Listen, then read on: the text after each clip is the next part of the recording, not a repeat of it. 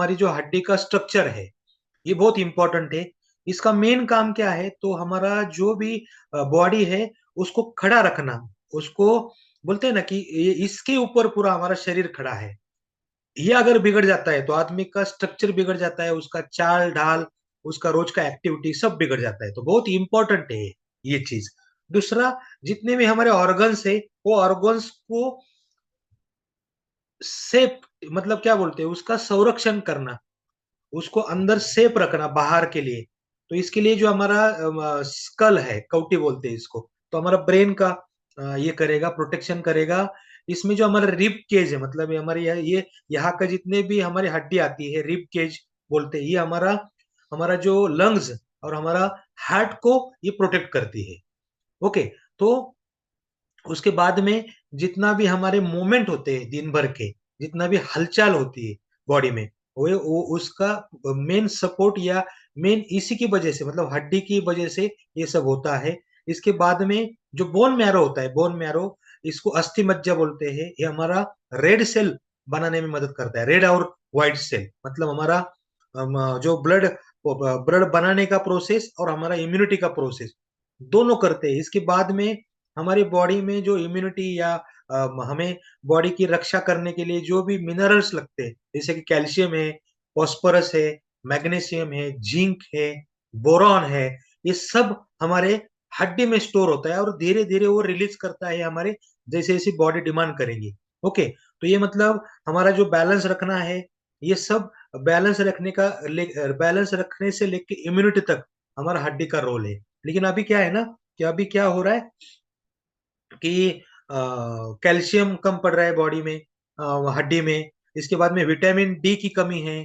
उसके बाद में जितने भी मिनरल्स लगते हैं वो सब कम होने की वजह से बोन मिनरल डेंसिटी, मतलब रिस्क फैक्टर, फ्रैक्चर रिस्क बढ़ता है बहुत ज्यादा, है ना।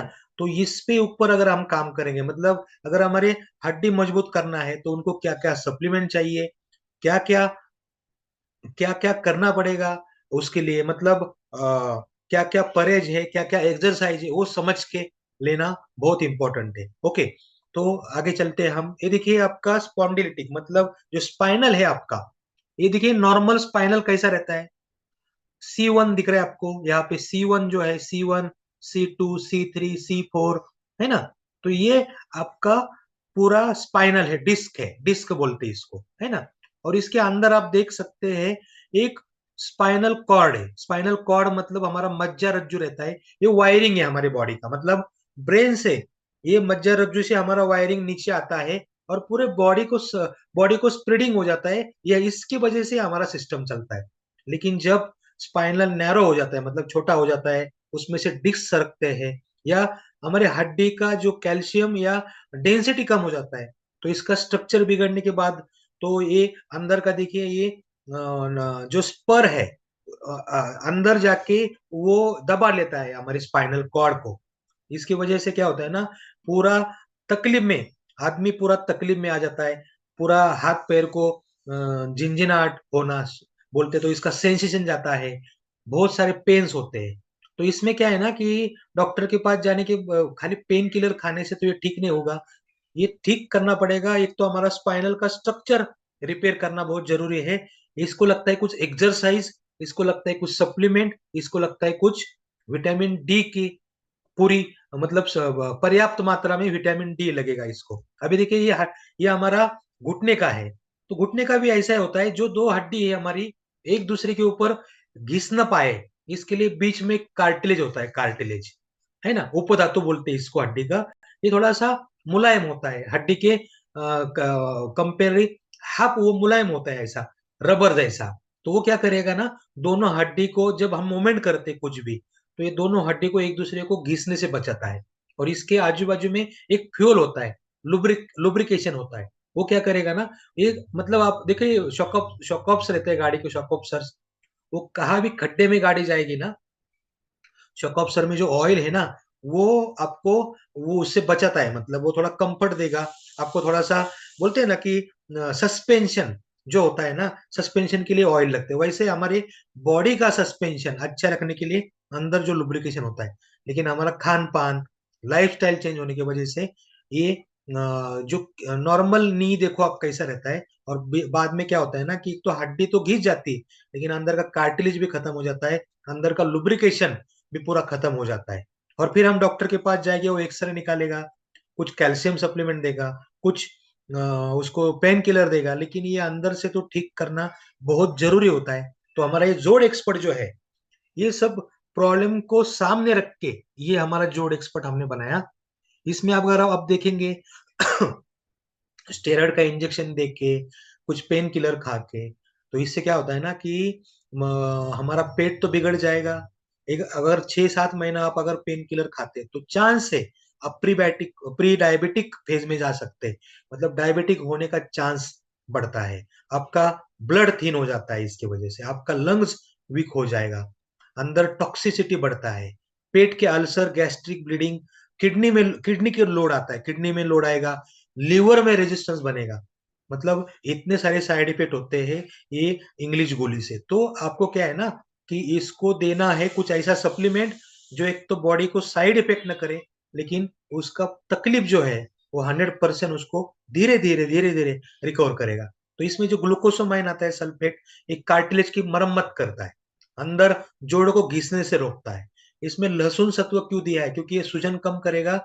ब्लड सर्कुलेशन अगर अच्छा होता है, तो ब्लड सर्कुलेशन के माध्यम से कैल्शियम है, विटामिन है, जो जिंक लगता है, मैग्नीशियम लगता है हड्डी को, वो वहां तक पहुंच जाता है। ब्लड सर्कुलेशन अच्छा होगा। शल्य की मतलब एक गुगुल होता है एक, ये भी आपका नेचुरल पेन किलर का काम करेगा। एंटी इंफ्लेमेटरी मतलब जो सूजन है कम करने में काम करेगा। इसके बाद में अकड़न कम करेगा। अदरक जो है जोड़ों को जकड़न कम करेगा। अदरक की वजह से क्या होता है ना कि आपका डाइजेस्ट सिस्टम अच्छा रहेगा, तो कैल्शियम अब्जॉर्प्शन अच्छे से होता है। इसके बाद में गुगुल रहता है इसमें, हड्डियों को और जोड़ों को मजबूत बनाने का काम है इसका, हर एक हड्डी को। इसके बाद में इसमें कुछ ऐसे हिडन कंटेंट जैसे ग्लूकोसोमाइन है, हमने इसमें लिखा नहीं है, लेकिन ग्लूकोसोमाइन है, और 3-4 हिडन कंटेंट इसमें जो है। आपने अगर किसी को दिया रहेगा 1 महीना, तो थोड़ा उनका फॉलोअप लीजिएगा। इतना अच्छा उनको फर्क लगता है नेचुरली। तो हमें ये सुबह शाम एक एक गोली देना बहुत जरूरी है।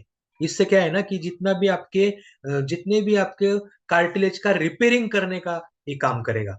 और मेन तो कार्टिलेज रिपेयरिंग और बोन मिनरल डेंसिटी, ये दो चीजें बहुत इंपॉर्टेंट होती है उनका हेल्दी लाइफ के लिए। ओके, सुबह शाम खाने के बाद एक एक गोली आप पानी के साथ में लेना चाहिए। इसके बाद दो तीन दो तीन गोल्डन रूल है, अगर ज्वाइंट पेन पे आपको अच्छे से काम करना है, बहुत बड़ा कस्टमर बेस बनाना है, तो 2-3 रूल है, वो आप आज याद रखिए।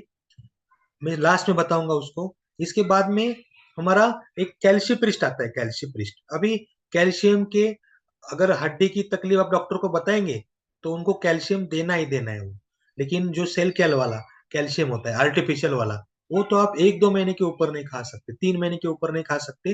वो थोड़ा किडनी पे दबाव ला सकता है, शरीर को उसका नुकसान हो सकता है। तो हमने क्या बनाया, इसमें खली का पाउडर है, गोदंती भस्म है, शंख भस्म, मुदा शक्ति भस्म, कपर्दिक भस्म, हड़जोड़ है, कुछ स्ट्रेम एक्सट्रैक्ट डाला है उसमें, अश्वगंधा रूट एक्सट्रैक्ट है, अर्जुन छाल पाउडर है। ये क्या करेगा, एक तो फर्स्ट सेकंड स्टेज का अगर कोई भी ज्वाइंट पेन की तकलीफ है, उसको तो ठीक करेगा ही करेगा, लेकिन आपके हड्डी के लिए जितना भी कैल्शियम चाहिए, वो नेचुरली आपके कैल्शियम आपके हड्डी तक पहुंचाएगा, और आपको आपके बोन को हेल्दी बनाएगा।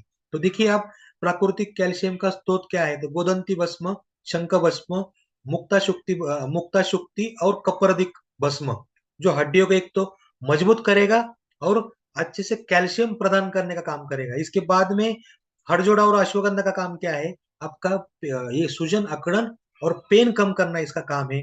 हड्डी को मजबूत बनाने के लिए अर्जुन छाल का भी बहुत सारा रोल है। इसके बाद में अश्वगंधा वो वीकनेस जो है बॉडी में आया हुआ, वो कम करके आपका स्टेमिना बढ़ाएगा, और ये कैल्शियम की डेफिशिएंसी को 100% पूरा करता है नेचुरल तरीके से। तो हर एक को ये लेना चाहिए। किसी को अगर तकलीफ भी नहीं, लेकिन धीरे धीरे आपका कैल्शियम कम होता जाता है बॉडी में, हर एक का तकलीफ है। और कोरोना के बाद तो ये बहुत ज्यादा प्रॉब्लम है।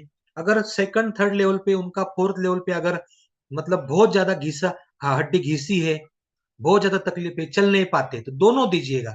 लेकिन अगर ऐसा कोई है कि अभी स्टार्ट हुआ है उनको, तो उनको ये कैल्शिप्रिस से भी अपना काम चलेगा। तो आपको ये समझना है क्या देना है कस्टमर को, दोनों का कॉम्बिनेशन देना है या सिर्फ आपको जोड़ एक्सपर्ट देना है या कैल्शिप्रिस्ट, ये समझना बहुत जरूरी है।